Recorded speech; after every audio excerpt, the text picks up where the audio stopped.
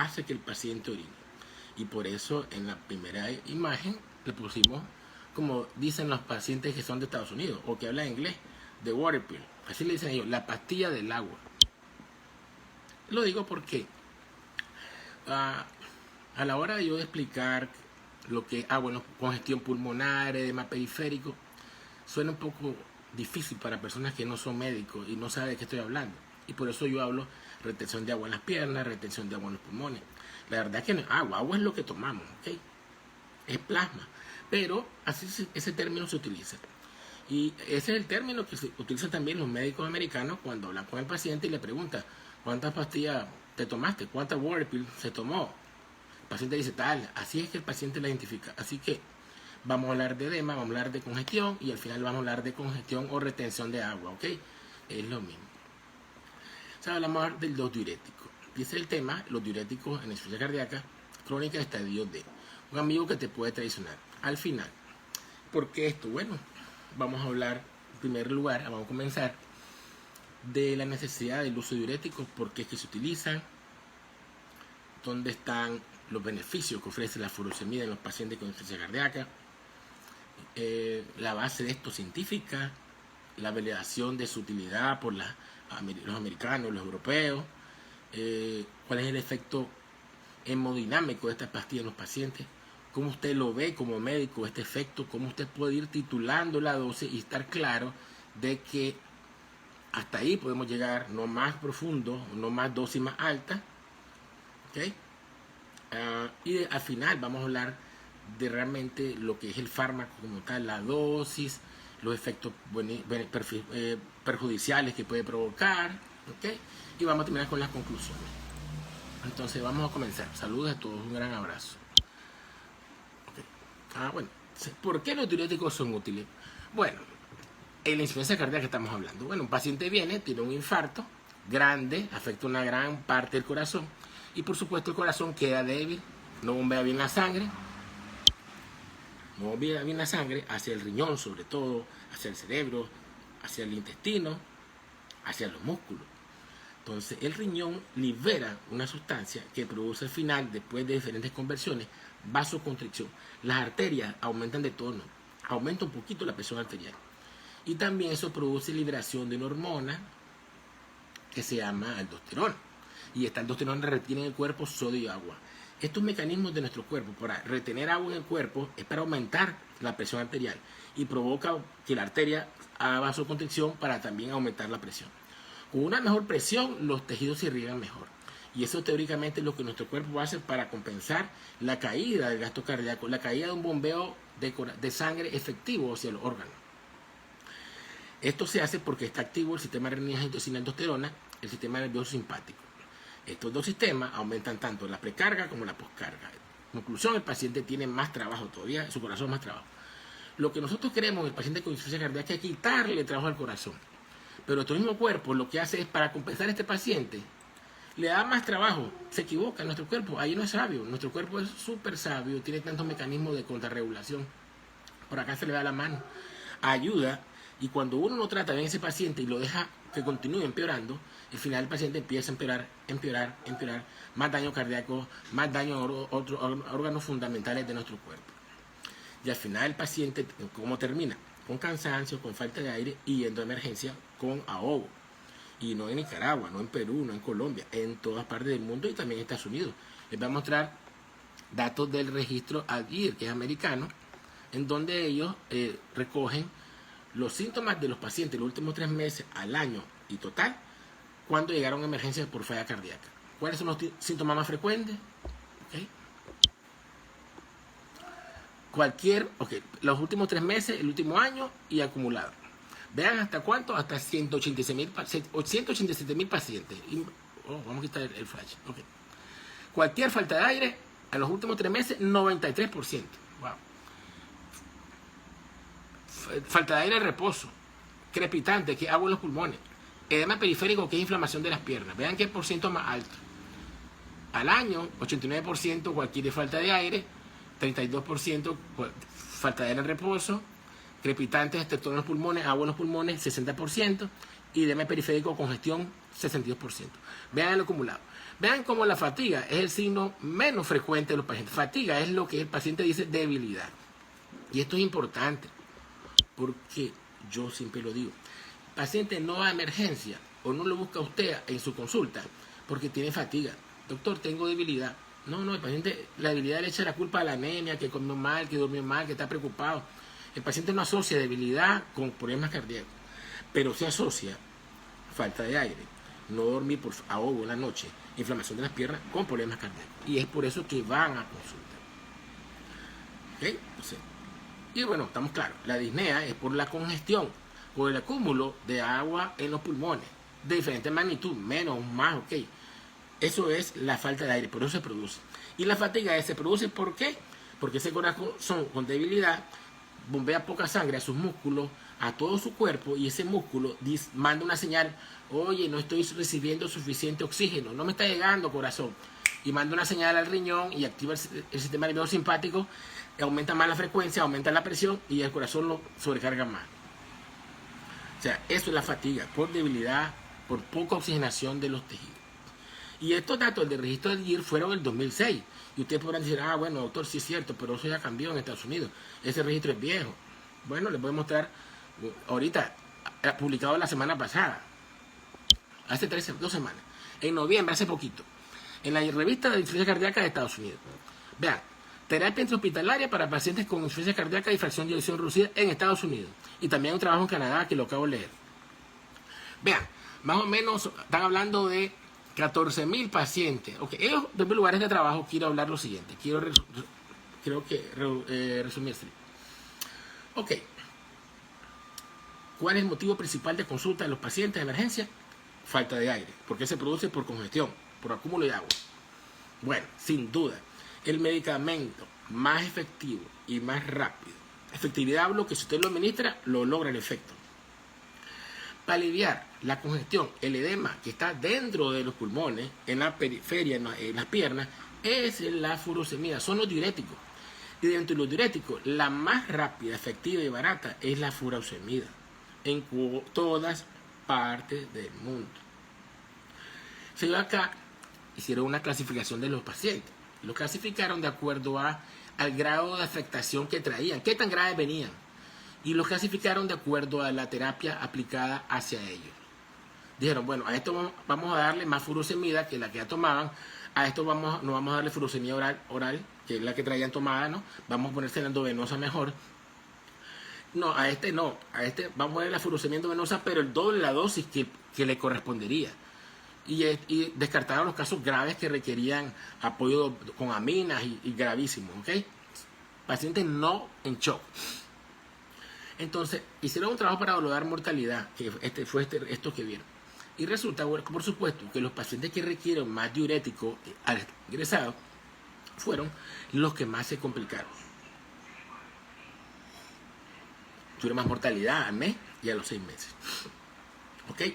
Entonces, y ahí sacaron también los fármacos que los estaban tomando los pacientes. Y es lo que quiero mostrarles a ustedes. Vean. Diuréticos. O sea, terapia médica al alta, discharge alta, ok. Diuréticos 70%. De asa, loop, furosemida, es 69%. Tiacida y loclotracida 5%. Potasio, retenedor de potasio solo 0.1%. Y ECARA2 50%. ARNI, que es el cubitil-valsartán, 1.5%. Beta bloqueadores basados en evidencia 71%. Y espironolactona o espelone 26%. Vean que el porciento mayor se lo llevan los diuréticos. 70% de los pacientes dados de alta que ingresaron por falla cardíaca en hospitales de Estados Unidos se les dio de alta, sobre todo con diuréticos. Y no así con los fármacos que ya hemos hablado, y ECARA2, sacubitril/valsartán, beta bloqueadores, que disminuyen mortalidad como tal. Esto de ahorita, la semana pasada publicado. O sea, le dan de alta con diurético, claro, porque el paciente llegó con congestión, tuvo grave, lo aliviaron y le dan de alta con el fármaco. El problema no es ese. El problema es que una vez que el paciente da de alta con el medicamento, se le sigue dando el diurético, y las dosis de los fármacos que ya hemos hablado en otras charlas, que son buenos, carvedilol, bisoprolol, que son los que evitan que el paciente se muera y reingrese, no se le dan y se le dejan a la misma dosis, la dosis bajita. Carvedilol, la dosis fatal de 6.25 veces al día. Y digo dosis fatal, ¿por qué? Porque es lo que veo cuando atiendo pacientes, visto en otro lugar, que ya tienen descompensación y acuden a mí. Vienen con dosis bajas de carvedilol de 6.25. Sí ayuda, pero no es la dosis efectiva que va a evitar que nuestros pacientes se descompense, se muera antes de tiempo, que ingrese a cada rato. Eso lo hablamos en la otra charla. Para los nuevos que tal vez están conectando, la charla anterior fue sobre beta-bloqueadores e insuficiencia cardíaca. Entonces, las guías americanas plantean que claro que sí, tratamiento y de beta-bloqueadores y también diuréticos. Pero la europea me gusta más porque ellos aquí al lado ponen, bueno, en primer lugar vamos a usar IECARA2 y beta-bloqueadores, enalapril o losartán, digamos, y carvedilol. Y aquí ponen a la izquierda, diurético, 6 signos de congestión. Y lo interesante es que ellos ponen en verde que están, es decir, que los diuréticos pueden ir en cualquier punto al inicio del tratamiento, en fase intermedia, al final del tratamiento, el paciente con falla cardíaca que no ha mejorado, que yo agregué la bioradina, le puso un resincronizador, etcétera, etcétera.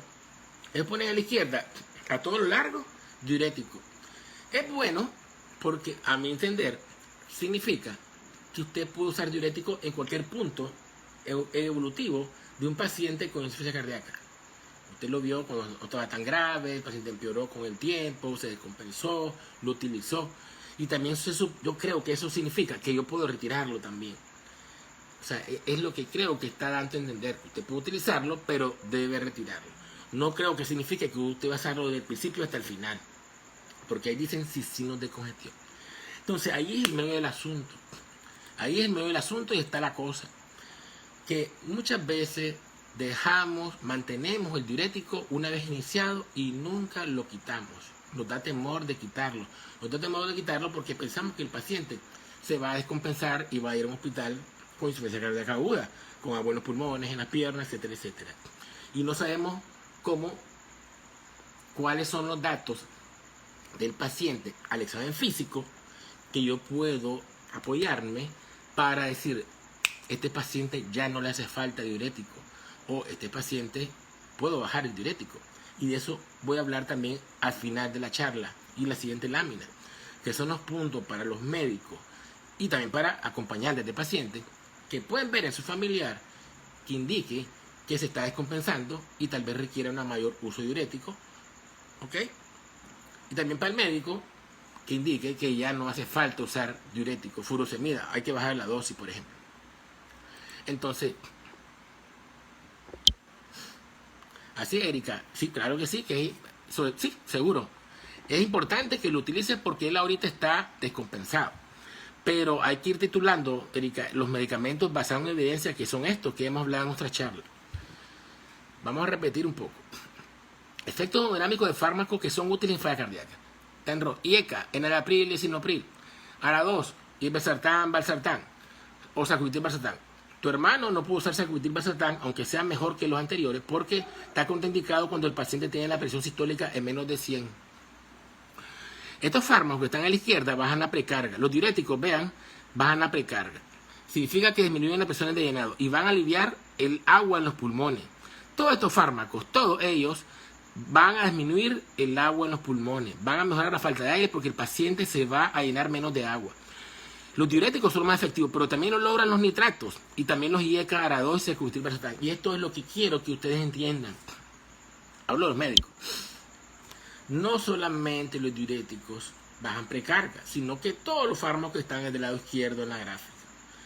Porque bajan las presiones de llenado. Y si usted baja las presiones de llenado de ese ventrículo izquierdo y derecho, va a haber menor congestión pulmonar porque va a bajar la presión hidrostática capilar pulmonar. Los diuréticos son rápidos, efectivos y aumentan diuresis. Claro, y ahí tiene reducción de volemia. Sobre todo en pacientes muy con congestión, sí. Vamos a ver las pautas ahora. Pero hay otros fármacos que son los anteriores que mencioné, enalapril, losartán, sacubitril, valsartán, nitrato, también lo logran. Y los anteriores mencionados disminuyen mortalidad y disminuyen ingresos. Ese paciente suyo, si logra usted darle la dosis apropiada de enalapril, esa que vale 5 Córdoba, baratísima, esa tontera de pastilla, puede lograr que su paciente no ingrese. si usted lo da como debe de darlo y lo titula poco a poco para que el paciente lo tolere. Entonces, cuando examinamos a nuestro paciente con insuficiencia cardíaca, buscando los signos de congestión, porque diurético es congestión, o sea, agua, sacar agua. Entonces vamos a ver, ¿qué vamos a ver el paciente? El básico, ver su cuello. Vamos a ver más adelante por vamos a examinarlo en 45 grados, ¿ok? Le ponemos una almohadita, el paciente se sienta y vamos a ver sus venas del cuello cómo están. Esto no va a dar la precarga del paciente. Vamos a buscarle crepitantes con el estetoscopio. Podemos mandar una placa de tórax y ver cómo está la congestión pulmonar, diferentes grados, ¿ok? Eso es lo que vemos en el examen físico del paciente. Le vamos a preguntar a él si tiene falta de aire para dormir, si cuando se agacha a recoger algo le falta el aire. Eso se llama vendopnea. Recordemos que es un signo de insuficiencia cardíaca, la vendopnea. ¿Ok? Ok. Al final se ve igual de no tan claro. Vamos a apretarle el hígado, el hipocondrio derecho, ver si tiene reflujo patoyugular, buscarle crepitante, verlo si tiene edema periférico y preguntarle al paciente si ha aumentado de peso. ¿Por qué? Porque el aumento de peso de nuestros pacientes es un signo de congestión. El paciente puede inclusive no tener agua en los pulmones, estar libre, usted lo oculta el pulmón y está limpio, pero está reteniendo agua ya internamente en su hígado, en su espacio visceral, y usted no lo ve todavía. Pero ese paciente va a tener pulso venoso yugular alto, porque es lo primero que ocurre. El pulso venoso yugular es congestión hemodinámica, y lo obvio que usted está viendo es congestión clínica. La cuestión hemodinámica es la que precede a la clínica. La clínica es la obvia que todo el mundo ve. Cuando el paciente llega con las piernas inflamadas, con los crepitantes, eso cualquiera, ¿okay? Hasta un estudiante de medicina que está antes de graduarse. Pero el examen de pulso venoso yugular, averiguar bien los signos de insuficiencia cardíaca que van a aparecer previamente, tiene que tener un poco de estudio y experiencia. Y también puede un estudiante, claro, en medicina. Todo depende del énfasis que le hagan a estudiar falla cardíaca. Saludos, Silvia, un abrazo. Entonces, ok, seguimos. Entonces, ¿cuál es la recomendación de los diuréticos realmente? La internacional. ¿Ok? Están recomendados para reducir los signos y síntomas de congestión o retención hidrosalina, ¿ok?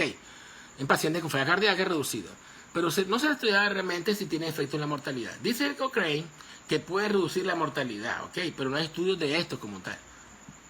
Estamos claros, Cochrane, ¿ok? Entonces, estos son los signos clínicos para médicos que requieren de uso diurético. El edema, ya sea en los pies, tobillo, piernas, crepitante, elevación del pulso venoso yugular, el reflujo hepatoyugular, derrame pleural, ascitis, y a veces hay exámenes que nos pueden ayudar a esto. Una placa de tórax, un eco que encuentre unas presiones de llenado muy altas y un ultrasonido de tórax que actualmente está de moda, ¿ok? Y muy útil sobre todo. Entonces es importante con estas recomendaciones. Eso está planteado, está en el libro de Medicina Cardiovascular, segunda edición, 2009. ¿Cuál es el libro ese? Creo que es de Medicina Interna. O no sé. Bueno, eso es cierto, pero no del todo. ¿Por qué? Porque si usted optimiza el tratamiento con el enalapril, los sartán, etcétera, etcétera, el paciente puede mejorar el reflujo hepatoyugular, puede bajar el pulso venoso yugular. ¿Cómo no? Va a bajar, va a mejorar. Pero tal vez el edema, si ya está en las rodillas, no. Y si tiene crepitante, el 50% de los pulmones tampoco. O sea, y si tiene ascitis, que es agua en el abdomen, no. O sea, hay magnitud de edema. Y ahí viene la parte del médico. Si el edema es leve, muchachos, la congestión no es tan severa, tal vez no hace falta furosemida, o si una dosis baja, 20 miligramos, 40 al día, máximo 2 o 3 días. Estoy sorprendido, 62 conectados en vivo. Pensaba que iba a haber 5 personas nada más hoy. Perfecto, excelente. A ver, miren, más de hacer unas tazas. ¿Okay? Son de la página. Esto era cuando la página tiene 11 años, esto era yo hace 11 años. Estoy igualito, ok.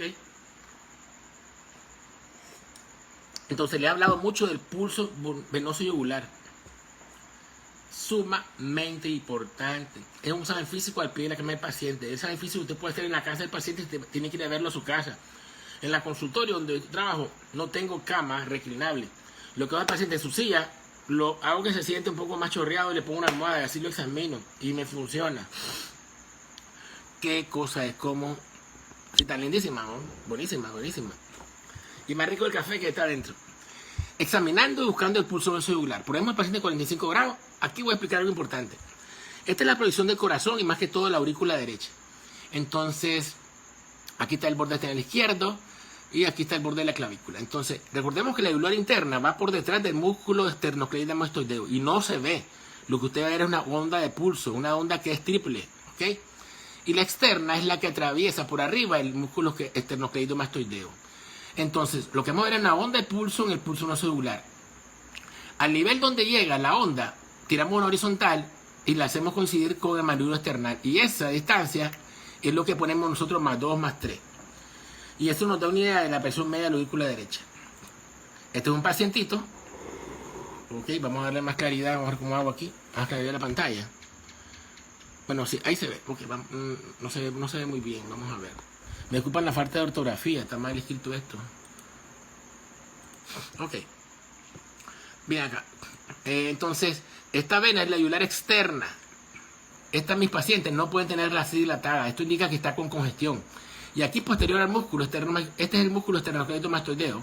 Aquí posterior es que vemos el pulso venoso yugular. A veces en los pacientes no se ve el pulso venoso, la yugular interna de la onda. Entonces nos podemos guiar por la vena yugular externa, ¿ok? Y hablamos de distensión venosa yugular, que sirve también. La base científica de esta está publicada aquí en Circulation.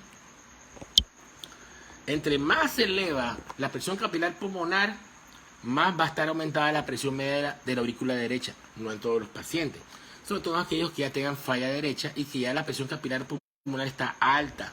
Ahí es donde va a servirnos la onda del pulso venoso yugular. Y lo digo porque hay muchos pacientes con falla cardíaca grave, FEBI menos 35%, que no tienen una presión de llenado alto, gracias a Dios, o sí, inicialmente la tienen, pero con tratamiento logramos bajarla y eso logra que la presión capilar pulmonar baje y por lo tanto también no hay hipertensión pulmonar secundaria a la falla izquierda. Y digo re palabras, pero así es. Entonces, no todos los pacientes también con falla cardíaca van a tener pulso venoso yugular alto, solo los que tengan repercusión sobre todo a nivel de capilar pulmonar. Entonces, en la vida práctica, cuando usted va a comenzar con los diuréticos, a los pacientes se los va a indicar cuando tengan signos de falla, ¿ok? Signos importantes y que no mejoren con el tratamiento óptimo. IECA, ARA2, Valsartán, espironolactona. Es necesario chequear los electrolitos, importante, acuérdense. Sodio, potasio, porque los diuréticos como el afuro botan sodio y potasio.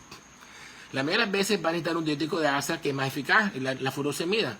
Y recuerden que los pacientes nuestros tenemos que hacer hincapié que deben de comer con poca sal. Sin duda, nuestro paciente con falla cardíaca debe apoyarnos en la dieta baja en sodio. No es que no coma nada con sal, es que no le agregue extra a la sal. Hay pacientes que no hace falta tanta restricción, ¿okay? Hay otros que sí. Vamos a hablar de eso más adelante. En general, pero cuando usted un paciente no lo conoce, va por primera vez a la consulta, usted no sabe si este paciente cómo va a comportarse. Si va a comportarse como un paciente con tendencia a hipervolemia, porque tiene falla renal, tiene creatina alta, es diabético, ¿okay? O es indisciplinado, o toma antiinflamatorios, diclofenaco, ibuprofeno, por artritis. Esto retiene sodio y agua, sube la presión. Entonces, del inicio uno, cuando un paciente lo ve con congestión, debe recomendarle pues, un poco de diurético. Furosemida puede ser 20 miligramos o 40 máximo al día. Si tiene congestión, y solo para que mejore rápidamente. Pero como decía, tenemos que decirle, señor, como un poquito de sal, bajo de sal, y vemos en la siguiente consulta, que a la semana o a las 2 semanas, cómo le fue. Y ahí decidimos pues cambiar. Entonces, esto está bien, pero hay un punto que yo quiero compartir con ustedes, sobre todo con los médicos. Que ¿cuáles son? Porque sí, ha hablado, ok, falla cardíaca, congestión. Pero ¿cuáles son aquellas patologías cardíacas o comorbilidades del paciente que a mí me han enseñado que este paciente sí va a mantener diurético un buen tiempo? Y yo, aunque esté mejor, ahí donde yo tal vez no le bajo la dosis, o sí le bajo, pero no se lo logro quitar. Porque no se puede. ¿Cuáles son los pacientes? Pacientes que tienen falla cardíaca, fracción de eyección reducida, ¿ok? Bueno, que tengan la presión final diastólica muy alta, eso se hace con el Doppler tisular, o que tengan un patrón de llenado restrictivo. Tienen que pedirle al médico, a su médico cardiólogo de su hospital que hace ecocardiograma, ese dato importante. Yo lo reporto cuando en los pacientes nuestros nos pregunta el médico, le mando el eco porque quiero descartar que tenga insuficiencia cardíaca. Si es necesario, aparte del diagnóstico, sí, tiene fiebre reducida, tuvo un infarto, además tiene problema en la válvula mitral, etcétera, etcétera, aclarar al médico cómo está la presión capilar pulmonar posiblemente y sobre todo la presión final del ventrículo izquierdo. Porque hay trastornos en la relajación en pacientes con falla cardíaca, mal bombeo, también tienen asociado una mala relajación, mala. Y sí va a requerir de diurético, sobre todo los que tienen pastor restrictivo. La segunda causa o enfermedad asociada es cuando existe insuficiencia mitral severa. La insuficiencia mitral puede depender de la misma insuficiencia cardíaca. El corazón de estos pacientes se crece, se estira, y al estirarse, se estira la cavidad y con él el marco de una válvula, que es la válvula mitral. Se estira el marco, entonces la puerta, la válvula, ya no cierran bien porque su marco se estiró y crea una insuficiencia que es severa, inclusive muchas veces. Mientras sea severa, tienen que estar con furosemida, sin duda. No digo que sean 2 tabletas, ¿ok? Tal vez con una diario, 20 miligramos, no sé, depende de cada paciente, si tiene otras comorbilidades asociadas, por ejemplo. Pero con insuficiencia mitral severa, sí. Va a estar así, un diurético, hasta que sea ligera, por lo menos. Moderada, tal vez, inclusive. Tenemos gente con moderada que ya están sin diurético nosotros. Mientras sea severa, sí requiere diuréticos porque la fisiopatología de la insuficiencia mitral provoca aumento de la presión capilar pulmonar, etcétera, etcétera. También aquí hablábamos si tenía el paciente insuficiencia aórtica asociada en el eco, moderada, severa también. Si ya tiene hipertensión pulmonar secundaria con disfunción del ventrículo derecho, eso también se reporta en el eco. Si tiene FA asociada, casi siempre porque la FA, muchas veces por aumento de presiones de llenado del ventrículo izquierdo, en pacientes que están en estadio D, por supuesto, y también si tiene insuficiencia renal. Sí, eso es lo que hemos aprendido nosotros con nuestro quehacer de hace más de 2012 a 8 años dedicándonos a insuficiencia cardíaca. Es lo que hemos visto, hemos aprendido, que a esos pacientes nos cuesta un poco más. Seguimos entrando en la parte técnica de los fármacos como tal, de los diuréticos que más se utilizan en insuficiencia cardíaca. En mi país lo que hay es, aquí solo hay furosemida como diurético de ASA y toracemida, de acción retar. No tenemos acción rápida, toracemida. Había un laboratorio, pero se perdió, creo. Hablo de la molécula, no el laboratorio. Vamos a enfocarla acá. Esto está en esta revista europea de cardiología, European Heart Journal. Ok. Los diuréticos se clasifican como tiazídicos de ASA y retenedores de potasio. De las tiazidas, sobresale la hidroclorotazida, que es comúnmente utilizada en todas partes del mundo. Es súper barata. El problema de la hidroclorotazida es que su efecto es prolongado y no sirve mucho para falla cardíaca. Más adelante vamos a hablar de sus indicaciones. Los que más se utilizan son los de ASA, por su potencia y rapidez. Dentro de ellos es la furosemida, la cual va en dosis desde 20 y 40 miligramos al día hasta 240 miligramos diarios. Depende de la severidad de la falla cardíaca y lo avanzado del paciente. Y hay otros más. Y también tenemos como clasificación o dentro del grupo diurético ahorradores de potasio, la espironolactona y también esperone, los cuales tienen un lugar especial en los pacientes con falla cardíaca. Son diuréticos, pero la dosis para esta enfermedad, este síndrome, no es una dosis alta, sino una dosis baja que va desde 12.5 miligramos hasta 50 dosis máxima. Dosis promedio es 25 miligramos al día. ¿Ok? Salud. Entonces, ahora vamos a hablar de los efectos adversos y que hacen que los diuréticos tiazídicos como la hidroclorotazida no sea de elección para falla cardíaca. Okay. Características. Importante aquí señalo, en primer lugar, que es de acción lenta.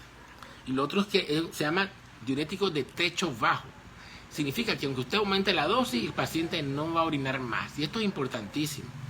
A veces subimos la dosis de hidroclorotazida creyendo que el paciente va a orinar más y no es así. Porque es diurético de techo bajo. Y puede inducir perfectamente a hipocalemia, afecta el filtrado glomerular, así que no debería utilizarse en pacientes que tengan un filtrado menos de 30 mililitros por minuto. Con el tiempo, por supuesto, puede inducir a producir diabetes en los pacientes, todos los diuréticos, todos, absolutamente todos. Y también producen elevación del ácido úrico, al igual que trastornos de los triglicéridos y el colesterol. ¿Okay? No vamos a hablar de esto. Okay. Los diuréticos de asa, furosemida. Rápido y efectivo, es un diurético de techo alto que nos hay tolerancia con facilidad. ¿Ok? Entre más dosis usted brinda, el paciente va a orinar más. Una mejor diuresis, o sea, eso es importantísimo. Pero también pueden producir por eso bajo potasio, bajo el sodio. Pueden aplicarse, aún si el paciente tiene falla renal, con un filtrado menos de 30, son útiles y no están contraindicados. Pueden provocar efectos diabetogénicos, claro, a largo plazo, igual que aumento del ácido úrico y también trastornos con la glucosa cuando se utilizan en exceso. Entonces, ¿okay? Es lo que tenemos. Entonces hay algo, una duda. Okay. El IECA, el Enalapril, etcétera, los Aradol, los Sartán, etcétera, Sacutin, Valsartán, retienen potasio. ¿Ok? Sí. Y también la espironolactona retiene potasio, que son fármacos obligados en todos los pacientes con fracción de eyección reducida. Y la furosemida depleta potasio. La duda es si entonces cuando nosotros demos furosemida hay que darle al paciente a otro medicamento que ahorre potasio para que no haya bajón de potasio en los pacientes. Hipocalemia. No. Hay un equilibrio, fíjense. Aunque usted use diurético, furosemida, tal vez 40 miligramos, 60 tal vez máximo. Tal vez ahí tengo mis dudas yo. 40 miligramos. Es muy poco probable que un paciente con función renal normal, que no sea mayor de edad, que no tenga tendencia a la hipotensión, que no padezca de diarrea frecuente, o sea, que no tenga otros trastornos que favorezcan que baje el sodio y el potasio en este paciente, haga trastorno del sodio y potasio. Sobre todo que eleve el potasio. Porque el IECA era 2, sí lo suben, pero no tanto. En dapamida, para insuficiencia cardíaca no. Es un antihipertensivo. ¿Okay? Es un diurético tecido con like. No está dentro de las tecidas como tal. Entonces, no se debe combinar, no se debe brindar al paciente ni un suplemento. Importante es los que toman muchas vitaminas de Estados Unidos, etcétera. Importante con nuestro paciente de falla cardíaca. Porque yo estoy dándole enalapril, espironolactona y él me está tomando suplemento de potasio. Eso sí puede dar hipercalemia y puede ser peligrosa. Entonces, ojo con los médicos, con los pacientes que están tomando suplementos vitamínicos o multi, etcétera, que no sabemos bien lo que contienen, tenemos que leer bien esa etiqueta, porque sí, eso sí podría dar hipercalemia y puede ser peligrosa, puede dar la muerte inclusive. Pero es muy poco probable que el potasio baje mucho solo con una furo y si el paciente está tomando espironolactona y a la vez un IECA o ARA2. No ocurre frecuentemente. Sin embargo, si usted utiliza furosemida a dosis de más de 40 miligramos al día, sí es probable que el paciente tenga hipocalemia, baje el sodio, baje el potasio. Y entonces el paciente va a estar con debilidad, trastornos mentales inclusive. Hay que hacerle sus exámenes de sangre de vez en cuando, cada 2-3 meses según su paciente. ¿Ok? Porque los trastornos iónicos, como los que estoy enfocando, sí ocurren con problemas. Hipocalemia o hipomagnesemia, hiponatremia, hiperuricemia, hipovolemia, importante, y hasta deshidratación e insuficiencia renal. ¿Okay? A veces ¿en qué paciente es que ocurre más la insuficiencia renal provocada por diuréticos? En pacientes diabéticos que ya tienen enfermedad renal crónica previa. Pacientes que le damos mucho diurético y los ponemos hipovolémicos, los ponemos deshidratados. ¿Okay? Porque si usted mismo que no tiene insuficiencia cardíaca, usted toma furosemida para bajar de peso, no sé, es invento, ok, lo toma, porque te saca su cuenta y dice, ok, voy a orinar más, entonces voy a bajar de peso. Le baja el sodio y potasio, ok, y puede presentar hasta un desmayo o un síncope. Aún para una persona normal, que no padece de nada, porque es un diurético, baja la precarga. Si baja la precarga, baja el gasto cardíaco, se puede caer, se puede desmayar. Pero aún así nuestros pacientes con falla cardíaca. Por eso, aunque nuestros pacientes con falla cardíaca inicialmente, en parte en su enfermedad, tenga tendencia a retener sodio y agua en el cuerpo y hacer edema, es una tendencia de la enfermedad como tal. Si usted logra titular dosis buenas de los fármacos antes mencionados, y ARA2, y repito lo mismo, espironolactona, tal vez no necesita, usted bloquea, corta todo el circuito ese perjudicial para nuestro corazón. Si corta todo lo que está alimentando ese circuito perjudicial, se puede desactivar o mantener poco activo y eso va a mejorar la vida de su paciente y va a evitar que retenga sodio, tal vez no va a tener que usar furosemida. Entonces, los diuréticos van a reducir la precarga y hipotensión y puede aumentar la creatinina, por supuesto. Entonces, los diuréticos van a mejorar los síntomas de nuestros pacientes, la calidad de vida, claro, potencian el efecto de mejorar la congestión de los YCAR2, claro que sí. Importante, con ojo con la función renal. Y digo esto porque actúa en error de potasio, sí. Ese se utiliza, claro, en la insuficiencia cardíaca, pero a dosis de bloqueo neurohormonal, que es 12.5 a 25 miligramos al día. Esto es la evidencia de los diferentes fármacos para falla cardíaca según el grado de deterioro de la función renal. Vean, pacientes normales, todos los fármacos que hemos hablado, o sea, que tienen un filtrado más de 90 mililitros por minuto por metro cuadrado de superficie corporal. Y hay YCAR2, beta bloqueadores, espironolactona, ¿ok? ¿Estamos claros? Pero ya para pacientes que empiezan a fallar, los riñones están a una insuficiencia renal muy avanzada, estadio 4, 5, pues la evidencia de los fármacos antes mencionados es menor, porque no hay muchos pacientes estudiados con estas moléculas tan buenas, enanapil, beta bloqueadores. Entonces ahí usamos al final diuréticos, ¿ok? Para aliviar la congestión de los pacientes. Pero el diurético en estos pacientes, pues no hay evidencia de que mejore la mortalidad. Si mejora la congestión, si el paciente tiene todavía diuresis, claro, si orina, todos esos riñones todavía producen orina, puede ser útil, claro. Entonces, aquí hay un trabajo, otro trabajo, que fue casualmente también publicado recientemente, sobre, hay un llamado de atención.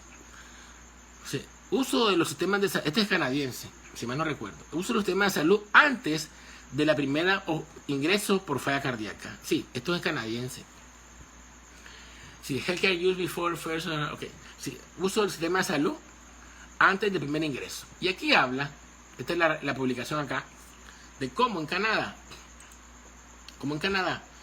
hicieron una comparación de pacientes que tienen enfermedad pulmonar crónica, que son los que más acuden a emergencia, y pacientes con falla cardíaca aguda y pacientes con falla cardíaca crónica, para ver cuáles iban a emergencia más frecuentes antes de ingresar.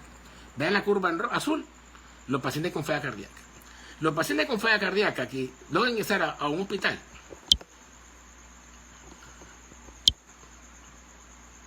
¿qué pasó? Ok. Los pacientes con falla cardíaca que llegan a ingresarse a un hospital en Canadá tuvieron un 28% más veces acudir a emergencia previa que los pacientes con EPOC. ¿Qué significa eso? Que estos pacientes ingresaron por mala vigilancia del médico que los atendió en emergencia o en su consultorio, porque no descubrió en ese paciente que está yéndolo a ver por falta de aire, no descubrió que era por insuficiencia cardíaca descompensándose poco a poco. Claro, este paciente no tenía crepitantes todavía, no tenía edema periférico, no tenía congestión clínica. Estoy seguro que tenía congestión hemodinámica, pulso no celular alto, reflujo hepatoyular, pero es un dato que no se suele buscar por los médicos y debe buscarse siempre, porque estos datos van a estar siempre una semana antes de que el paciente ingrese. En Canadá, primer mundo, ¿ok? Primer mundo. Entonces, y ocurre esto.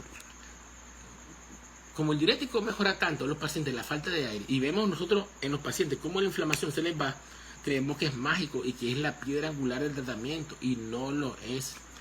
El paciente llega a emergencia, ya lo conocemos, fulano tiene insuficiencia cardíaca, el paciente tiene falta de aire, ponerle furosemida, la enfermera viene, ¿cómo se la pongo, doctor?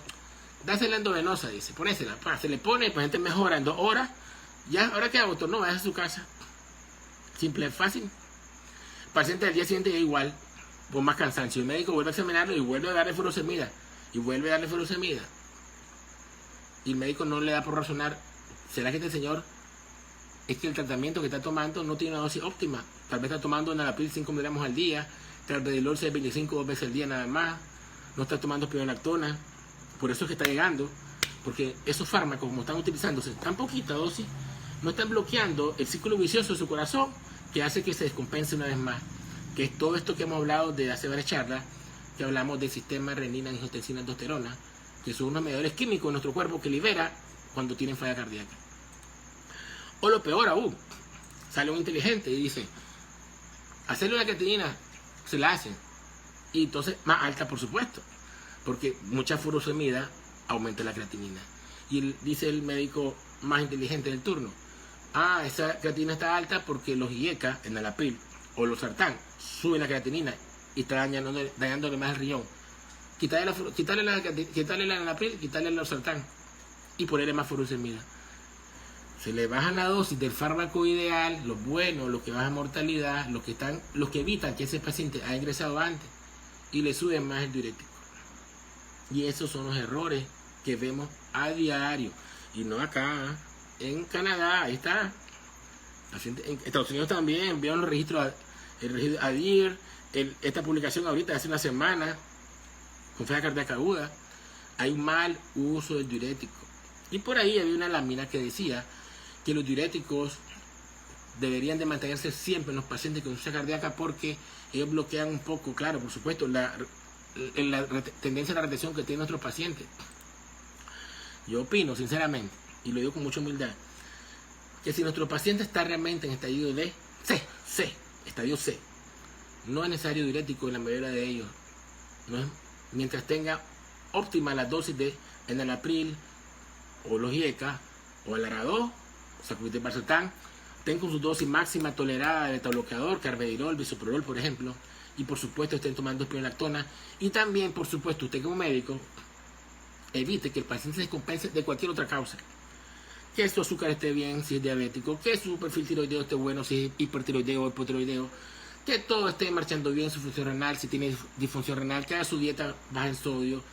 Todo esto, tiene que haber una armonía en el cuerpo de estos pacientes con falla cardíaca porque son muy lábiles, muy débiles, tan como una cuerda floja, como el que hace malabarismo en una cuerda, ¿ok? No digo que se va a caer, pero el tratamiento óptimo lo mantiene al paciente buenos años, 5 años, 6 sin diurético por lo menos.